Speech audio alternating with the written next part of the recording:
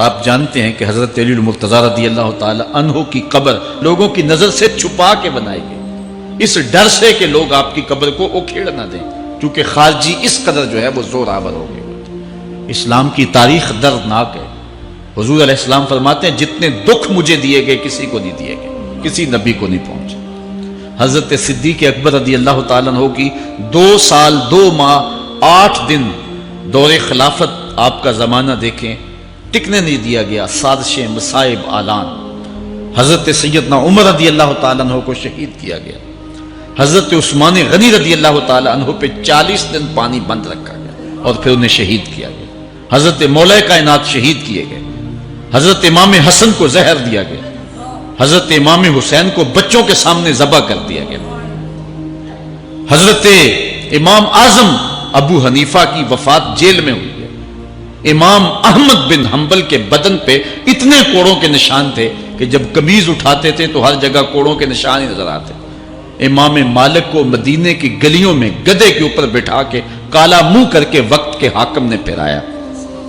حضرت مجدد الفسانی علیہ رحمہ کو گوالیار کے قلعے میں جو ہے وہ قید کیا گیا۔ علامہ فضل حق خیر آبادی کو جزیرہ انڈمان کالے پانیوں کی سزا دی گئی۔ اہل حق کی تاریخ دیکھیں، دردناک تاریخ ہے۔ آج بھی کابل میں، کندھار میں، قلعہ جنگی میں، دشت لیلہ میں، تورا بورا میں، تکریت میں، موصل میں، بغداد میں، کشمیر میں، غزہ میں، یہاں برما میں دیکھو کون سی قیامت نہیں توڑی جا رہی ہے۔ ہمارے ساتھ ماضی دیکھیں تو ہمیں بغداد کی وہ دردناک کہانی سامنے آتی ہے جب انسانی کھوپڑیوں کا مینار تعمیر کیا جا رہا ہے اور منگول سردار نے اپنی فوج کو حکم دیا تھا کہ جو کسی مسلمان کا سر نہیں لائے گا اس کا سر کاٹ کے اس مینار پہ لگائیں گے۔ پھر لوگ پیسے لے کے پھرتے تھے کہ مسلمان کا پتہ دے اور اس کی کھوپڑی کاٹی جائے۔ کچھ لوگ جان چھپانے کے لیے تہہ خانوں میں گھس گئے، پھر دجلہ کا بند توڑا گیا، 1.25 لاکھ لاشیں ہم نے تہہ خانوں سے نکالی تھی۔ اندلس کی تاریخ پڑھیں، ہمارے ساتھ جو قیامت توڑی گئی۔ مصر کے اندر 30,000 فاطمی وہ شہید کیے گئے۔ غریب و سادہ و رنگی ہے داستان حرم، نہایت اس کی حسین اور ابتدا ہے اسماعیل۔ یہ اسلام کی تاریخی درد سے، خون سے بھری پڑی ہے۔ تو حضرت مولا کائنات سیدنا علی المرتضیٰ رضی اللہ تعالی عنہ کو اس وقت اگر خدا کہنے والے بدبخت تھے تو ان کو شہید کرنے والے اور اس ڈر سے کہ ان کی قبر کو کھیڑ نہ دیا جائے، خارجی اتنے زور آور ہیں تو ان کو جو ہے وہ لوگوں کی نظروں سے چھپا کر کے جو ہے وہ رکھا گیا۔ اور ایک دور وہ بھی آیا کہ ممبروں پہ بیٹھ کے مولا علی کو گالیاں دی جاتی تھی۔ یہ تاریخ میں یہ دور بھی آیا، آپ پڑھیں تاریخ، بنو امیہ کا ایسا دور بھی دنیا نے دیکھا ہے۔ اسی لیے حضور نے فرمایا تھا من سب علی فقد سبنی، جس نے میرے علی کو گالی دی اس نے مجھے گالی دی۔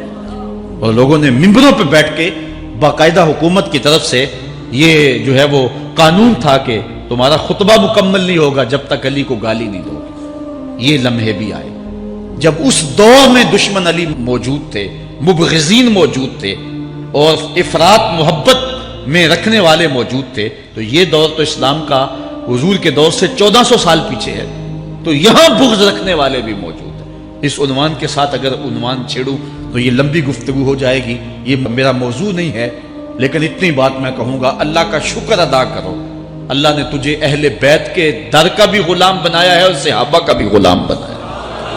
کچھ لوگ صحابہ کا نام لے کے اہل بیت کو برا کہتے ہیں، کچھ اہل بیت کا نام لے کے صحابہ کے خلاف بکواس کرتے ہیں۔ ہمارے بزرگ فرمایا کرتے تھے صحابہ نبی کے در والے ہیں، اہل بیت نبی کے گھر والے ہیں۔ ہم کہتے ہیں گھر والوں تجھے بھی ہمارا سلام، در والوں تجھے بھی ہمارا سلام۔ ہم در والوں کو بھی سلام کرتے ہیں، گھر والوں کو بھی سلام کرتے ہیں۔ کسی نے حضور خطیب الاسلام سے پوچھا تھا کہ حضرت عائشہ افضل ہیں یا حضرت فاطمہ افضل ہیں؟ پوچھنے والے نے تو صاحبزادہ کو پھنسانا چاہا تھا، لیکن جن کے عقیدے صاف وہ پھنستے نہیں ہیں، ان کے عقیدے واضح ہوتے ہیں۔ تو حضرت صاحبزادہ نے فرمایا کہ میاں اگر دیکھو بیٹی ہونے کی حیثیت سے تو فاطمہ بیٹی ہے نبی کی اور عائشہ بیٹی ہے ابو بکر کی۔ ابو بکر کی بیٹی نبی کی بیٹی سے افضل تو نہیں ہو سکتی۔ اور اگر دیکھو بیوی ہونے کی حیثیت سے فاطمہ بیوی ہے علی کی اور عائشہ بیوی ہے نبی کی۔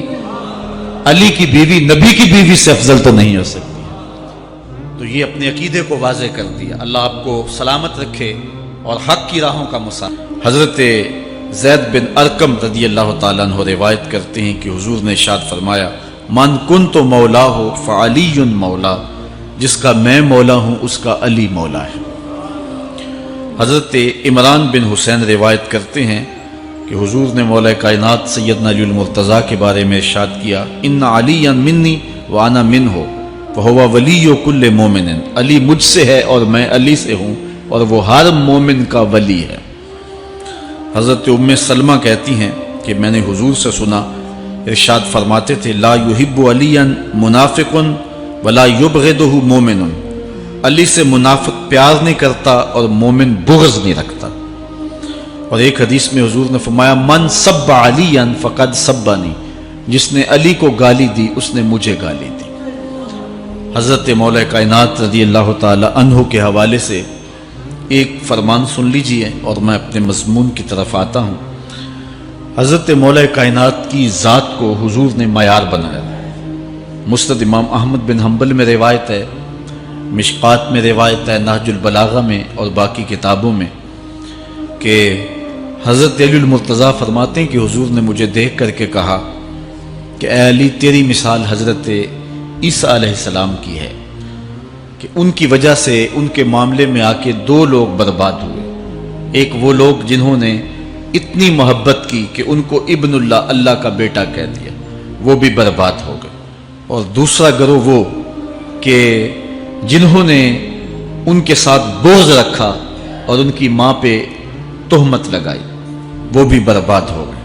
حضور نے یہ ارشاد کر کے فرمایا، حضرت علی فرماتے ہیں کہ حضور نے کہا یہلک فی رجلان محب مفرط یکرزنی بما لیس فی، اے علی تیرے معاملے میں بھی دو لوگ بربادی میں مبتلا ہوں گے، ایک وہ لوگ جو اتنا پیار کریں گے کہ وہ کہیں گے جو تو نہیں ہوگا، اور دوسرے ومبغض یحملہ شنآن علی ان یبہتنی، اور دوسرے وہ جو تیرے ساتھ بغض رکھیں گے اور بربادی کے راستے پہ چلیں گے۔ تو دونوں گروہ جو ہیں وہ بربادی کی راہوں کے مسافر ہو گئے۔ ایک نے محبت کی اور اس قدر محبت کی کہ وہ کہا جو حضرت علی نہیں تھے۔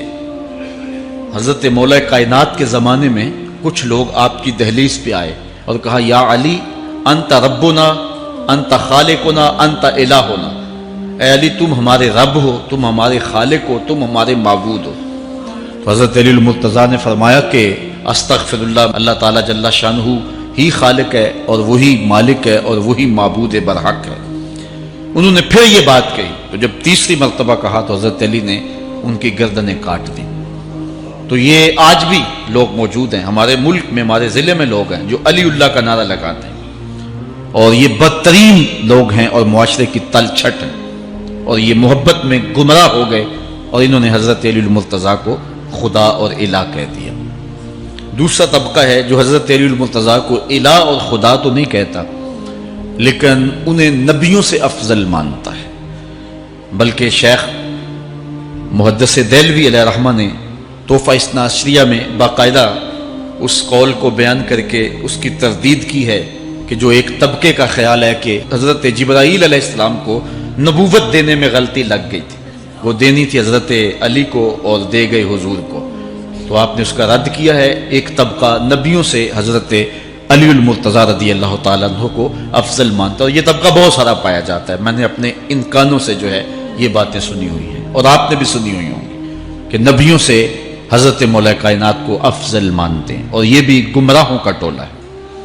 تیسرا طبقہ وہ ہے جو نبیوں سے افضل تو نہیں مانتا لیکن معصوم مانتا ہے، یہ گمان کرتا ہے کہ حضرت علی رضی اللہ تعالی عنہ بھی اس شان کے مالک ہیں جو معصومیت کی شان انبیاء علیہ السلام کو دی گئی۔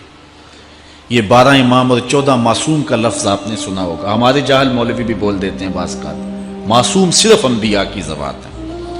اولیاء اہل بیت محفوظ ہیں، معصوم نہیں ہیں، معصوم صرف ذوات انبیاء ہیں، اور یہ انہی کا اعزاز ہے، ان کے علاوہ یہ اعزاز کسی اور کو حاصل نہیں ہو سکتا۔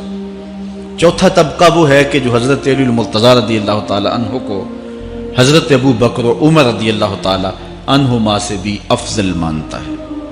خود مولا کائنات نے فرمایا کہ جو لوگ مجھے شیخین سے افضل کہتے ہیں میں ان کے اوپر وہ حد جاری کروں گا جو ایک جھوٹے پہ جاری ہوتی ہے۔